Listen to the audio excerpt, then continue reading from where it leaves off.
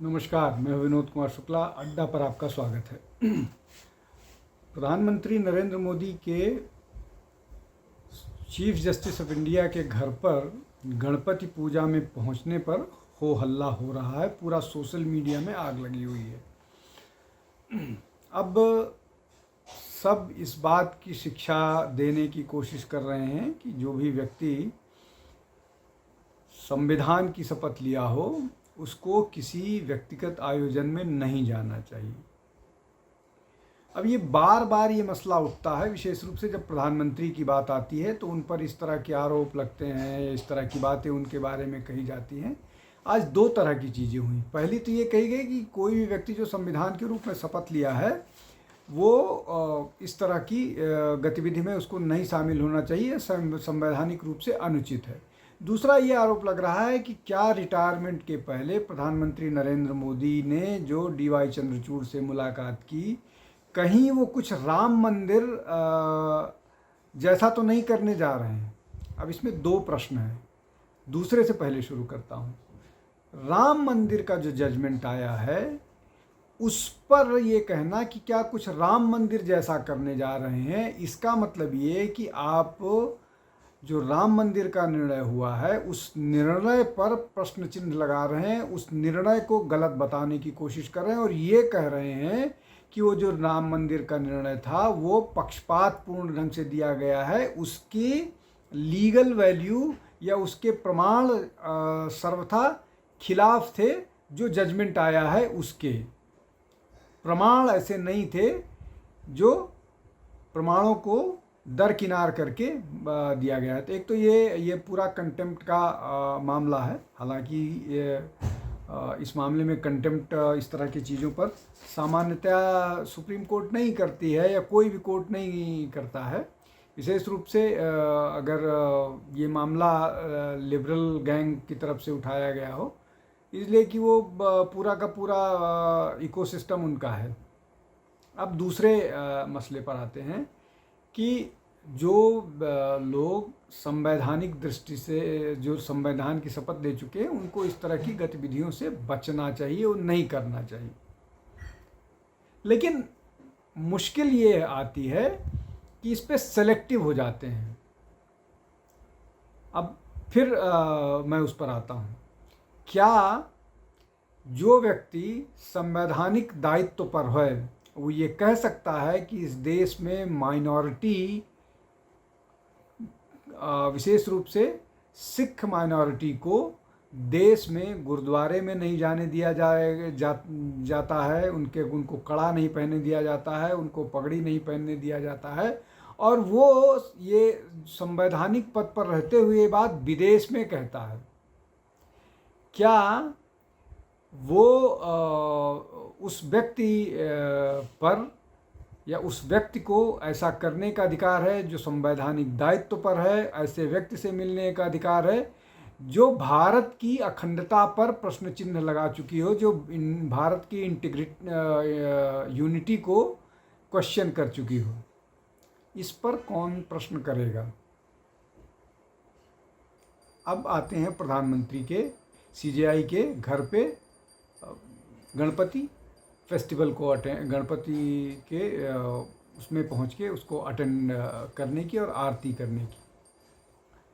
प्रधानमंत्री अपने धर्म को लेकर के हमेशा से बहुत स्पष्ट रहे हैं कि वो एक प्रैक्टिसिंग हिंदू हैं और उनको अपने धर्म को फॉलो करने में कोई कभी नहीं रोक सकता। वो हमेशा उन्होंने इसको बहुत बिना किसी लाग लपेट के कहा है, जनता के सामने, जनता से सबके। चाहे उनकी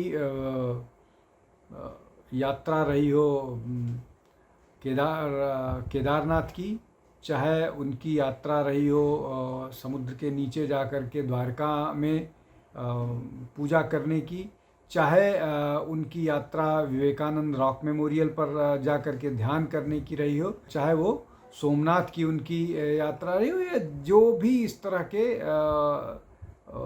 धार्मिक स्थल हैं जहाँ से राम मंदिर के उद्घाटन का मामला हो, वो इस सब मामले में बहुत स्पष्टता से कहते रहे हैं और स्पष्टता से अपनी बात करते रहे हैं।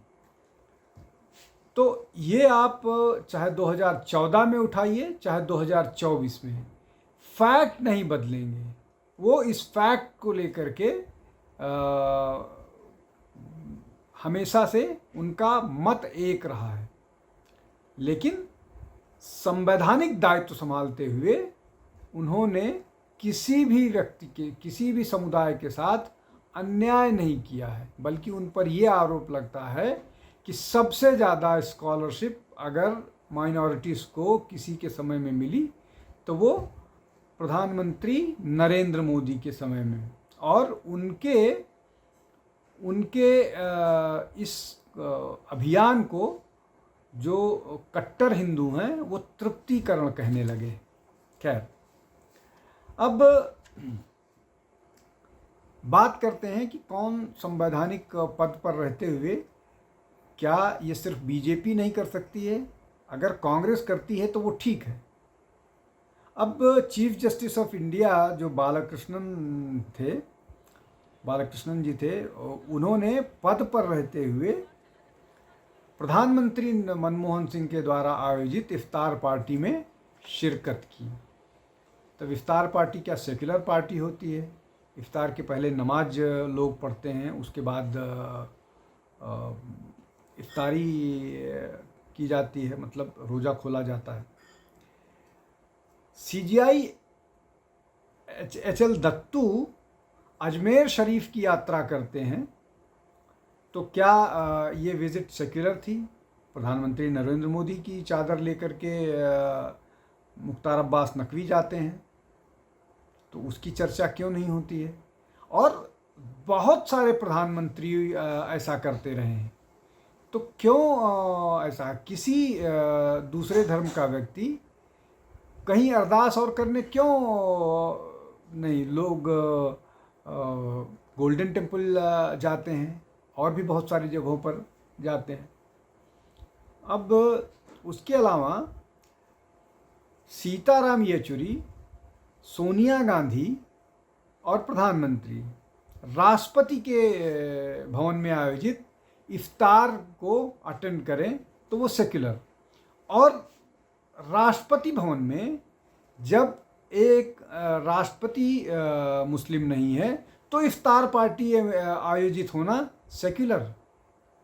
वो ये पूरी की पूरी प्रथा रामनाथ कोविंद जी के समय में समाप्त हुई। उन्होंने इफ्तार पर दावत देने वाली प्रथा पर रोक लगाया, उन्होंने इस प्रैक्टिस को डिसकंटिन्यू किया। अब ये जो पूरा का पूरा मामला है कि PM जो है उन्होंने अटेंड किया गणपति फेस्टिवल का, जो उन्होंने स्थापित किया था, वहाँ पर आरती की, तो इसमें क्या दिक्कत है और किस तरह से है? ये जो कहा जा रहा है कि कंप्लीट होने वाला टेन्योर है और सरकार उनसे कोई निर्णय ऐसा कराना चाह रही है, तो इसका मतलब ये हुआ कि जो ये बात कही जा रही है कि प्रधानमंत्री नरेंद्र मोदी जो चंद्रचूड़ चीफ जस्टिस चंद्रचूड़ से मिल रहे हैं, वो इस तरह के कुछ फैसला उनसे करवाना चाह रहे हैं। इसका मतलब ये कि इसके पहले जब भी इस तरह की मुलाकातें होती रही हैं 2014 से पहले, उसके पीछे मंशा यही होती थी कि चीफ जस्टिस पर प्रिवेल करें और अपने मन माफिक फैसले लें। अब इसमें दो और लोग, प्रियंका चतुर्वेदी और शिवसेना के प्रवक्ता संजय राउत, इन लोगों ने जो बात कही है कि ये सारा का सारा मामला महाराष्ट्र के चुनाव को लेकर के, महाराष्ट्र की सरकार को लेकर के है, जो फैसला लंबित है और शायद कुछ इस तरह का फैसला लेने जाती है। लेकिन मैं इसमें न केवल संजय राउत को जो या प्रियंका चतुर्वेदी को जो जिन्होंने कंटेम्पचुअस स्टेटमेंट दिया है, मैं दूसरी बात कहना चाहता हूँ। नवंबर दिसंबर तक विधानसभा के चुनाव महाराष्ट्र में हो जाने हैं और ये सितंबर का महीना है, मतलब 2 महीने की बात है।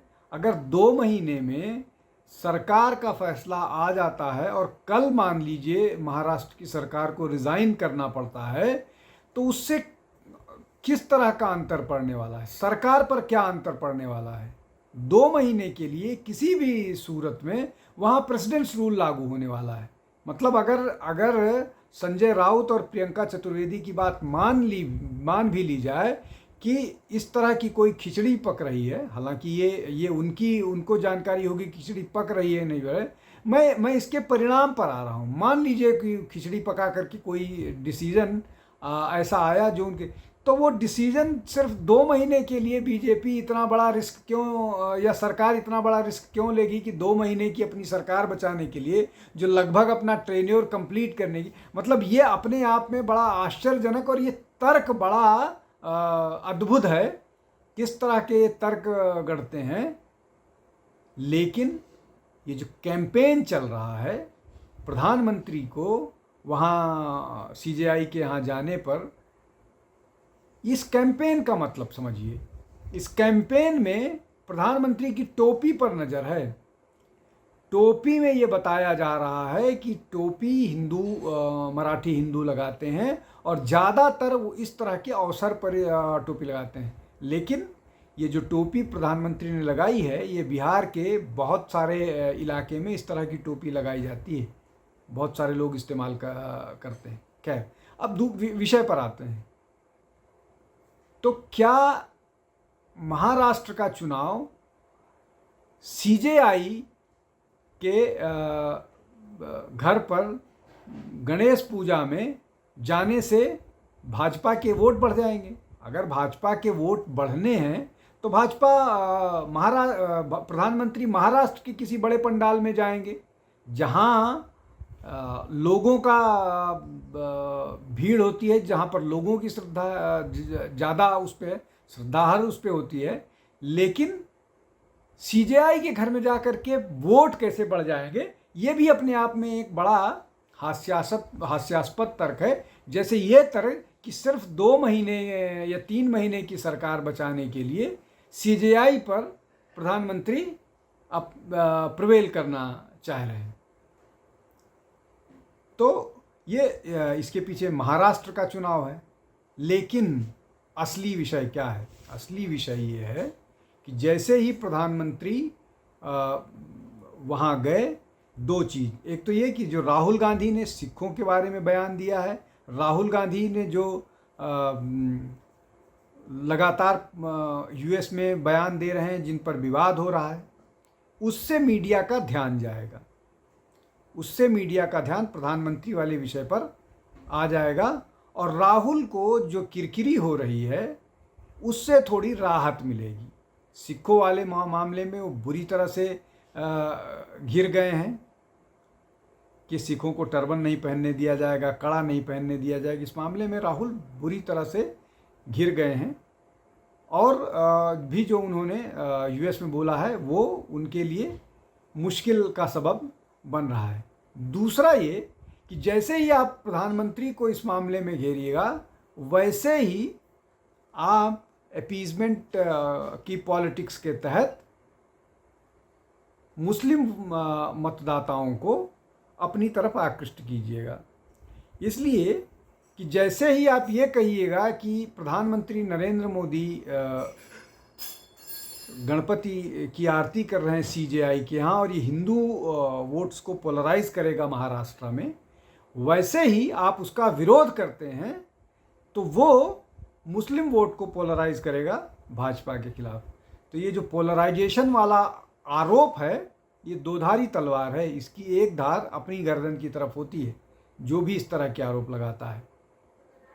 तो ये पूरा का जो पूरा मामला है, इसके पीछे एक योजना है। उस योजना के तहत जो एजेंडा है, ये पूरा का पूरा इकोसिस्टम वो सक्रिय हो गया और इसमें बड़े से बड़े धुरंधर वकील जिनको सबसे ज़्यादा राहत सुप्रीम कोर्ट से मिलती है वो भी सक्रिय हो गए हैं, चाहे वो कपिल सिब्बल हों या प्रशांत भूषण। आज के लिए बस इतना ही।